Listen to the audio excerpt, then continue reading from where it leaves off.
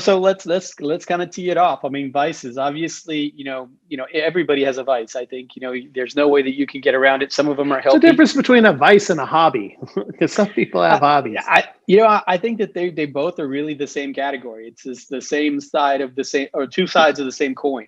Some people take hobbies to extreme. I represented a guy who was in love with classic cars. He probably had 40 in a warehouse.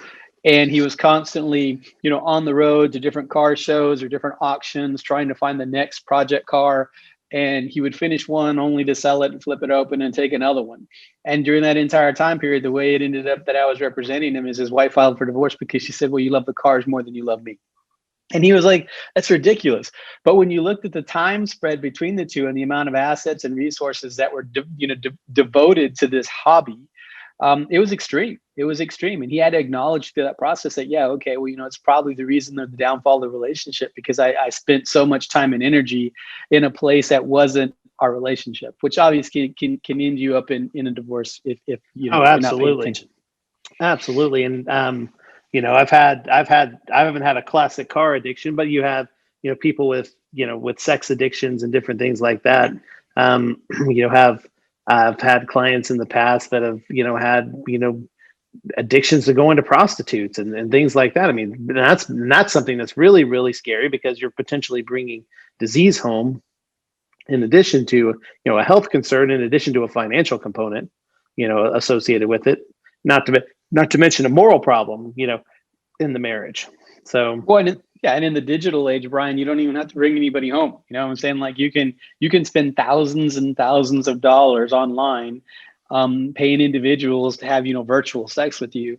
And, that'll be used against you in the court. Sure. Yeah, absolutely. The old sex bot. That's right. You can got those special now. Order one. Yeah, you can special order one if you want to. But these are all things that truly, as individuals, kind of as we look around our lives and we think like, what are things, that potentially could hurt me if, the relationship were to fall apart, or that I need to look around and maybe course correct to keep that from happening. One of the examples I always try to give people is, I was a big gym rat. I did triathlons. I was always in the gym, lifting weights and want to be super healthy. And, like it took my partner sitting down with me and saying, hey, you're gone all the time. Like you work 12, 14 hours a day, then you instantly run to the gym for 2 hours. And by the time you get home, we get to talk to each other for 15, 20 minutes. And then, it's kids and sleep and it all starts all over again. And so while, most doctors, I think, would say, hey, that's a great habit. It's a great stress reliever. It keeps you healthy. But anything taken to the extreme can really lead to the downfall of a relationship. So, and that's a tricky one, because, you want to be healthy, because obviously you want, marriages that are, have two healthy people, are good, in most instances. But yes, taken to an extreme, I guess anything taken to an extreme is a problem. I've had shopping addictions. We've had, you name it. And so you think about the healthy one, Bryan, let's just touch on that for a subject, because I will tell you, like, I've had a lot of cases where one person, like, let's say you're both used to playing Warcraft and sitting on the sofa, and you've packed on the COVID-15, and one of you just wakes up one day and decides, hey, I think I'm going to get super healthy. And you sign up for CrossFit, and all of a sudden you're friggin' rocking the 6-pack, and all of a sudden you're getting all kinds of looks and attention. And the other person's still sitting on the sofa packing on another 5, playing Warcraft. These are moments, vices, the way most psychologists, I think, and people who are in the industry, of divorce kind of look at it is, a vice is an opportunity for something to come in between you and the person that you have this relationship with, and in a lot of different ways, because vices can be time sucks, right? Yeah, but they can also be financial. They can have financial implications that really first and foremost. In doing this for 20 plus years, I think the biggest thing that I'm seeing in downfalls of relationships is typically going to be first a breakdown in communication. So those vices, I think you're talking about, start down the path of a breakdown in communication, because you're spending more time focused on whatever it is.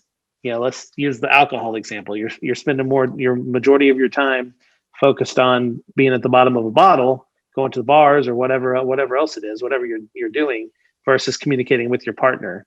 And then everything spirals from there. And then, like you said, the financial component that comes along with that stuff. I mean, alcohol can lead to DWIs. It can lead to, legal expenses for criminal attorneys. It can lead to, loss of job and employment. It can lead to, and not to mention that depending on what you drink, it can be very, very expensive, because you typically have to start drinking more and more and more. So if people start, like subpoenaing my bar tabs, we're going to have problems. But when you talk about money, right, obviously there's two things that I always feel are at the source of, a lot of divorces. I don't want to say all of them, but probably let's say a good 70% plus of the ones that I've handled, which is it's either money or people, right?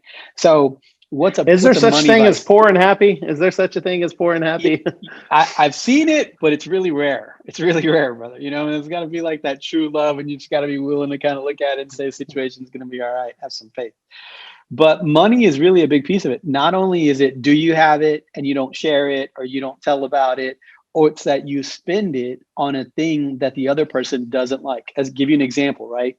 I don't know, cigarettes, pack of smoking, or cigars. I have one of my best friends from college is huge, just developed this huge addiction to cigars. And it's not like he was smoking freaking, sweets. He was like going full on Cohibas, man. He was getting like stuff shipped to him by the box. Romeo and Julietas. Yeah, he built a humidor in his house, thousands and thousands and thousands of dollars. His wife was like a nut freak, hated it, hated that he smoked cigars, really hated the fact that he was spending tons and tons of capital on something that she didn't agree with. And literally something you're setting on fire. Yeah, literally basically like that's what she would say all the time. She goes like, how much is that cigar? And let's say it was, $60, $70 cigar. And she's like, you are literally rolling money up and just lighting it on fire. What a freaking waste of time, so that it can kill you later on, so that you can spend more money. It was just like that the whole time. But these are the kinds of things that I think people are running into more and more. Then, having a vice special, I think, is pretty hilarious because, the vices have changed, brother. I mean, I would tell you, like, when we started practicing, right? Give me a good vice. What you used to see, when we started, probably alcohol, right? Alcohol, drugs, the usual gambling. Yeah, chasing skirts or chasing guys, being too flirtatious. These are kind of the things that people get addicted to. But it was in person. Attention. Right. So now all of a sudden, it's like internet shopping. Like my Amazon account is burning like $10,000 a month. I can't freaking get her to stop. And then when I cut off my cards, she goes off and opens her own cards that I don't know about, or he does, and then the packages still fuel this coming. Addiction. Yeah. But then now they're hiding it. So then all of a sudden it's like this huge, divisive issue. And how do you fix it? It becomes a part of people's personality when they do this kind of stuff. Yeah, and when I first started practicing law, you would have a lot of times we met at the 10-year high school reunion, and we reconnected, and now we're visiting seedy motels, and he's leaving his wife, I'm leaving my husband, whatever the case may be. Now it's easier than that. It's Facebook. It's going on Facebook and going on classmates or any one of 100 different ways to connect with people, and finding that, I wonder what my ex-boyfriend or ex-girlfriend's up to these days. And boom. Don't do it. Don't do it. Don't enter them in the search engine. Don't Google them. Just let it be. You broke up for a reason back wherever the hell it was. You broke up. Trust me, it wasn't. It's not a romance story that is waiting to be told. Or okay, I guess it could be, but that's the lottery ticket, right? That's the unicorn. Yeah. People that spend money and you're gonna call that a vice. I don't know if that gets you anywhere when you're talking about a situation with no kids involved. I think these vices become bigger when there's little ones involved, and you're talking about a parenting plan. I think so. That's what you got to look at, is what's this parenting plan going to look like? And look, if you're a great dad, you just like to run marathons, and and you spend time away, and she doesn't like the fact that you run marathons and that interferes with the husband and wife time, and she wants you to divorce you, that's probably not going to affect your case. You're going to have free time to run marathons, because nobody's going to have the kids 50% or 100% of the time if there's a divorce. So you're going to have your marathon time. And that's a situation where you may be a crappy husband because you're not spending time with your wife, but you're not a bad father.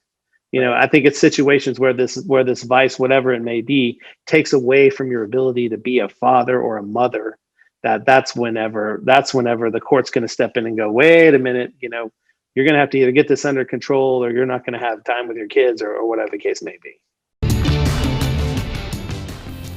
Thank you for listening, and we hope you enjoyed the Top Texas Lawyers podcast. If you would like a consultation with either Bryan or Sam, please call 1-888-981-7509 or visit us on the web at astxlegal.com. Once again, that's astxlegal.com. Thank you very much.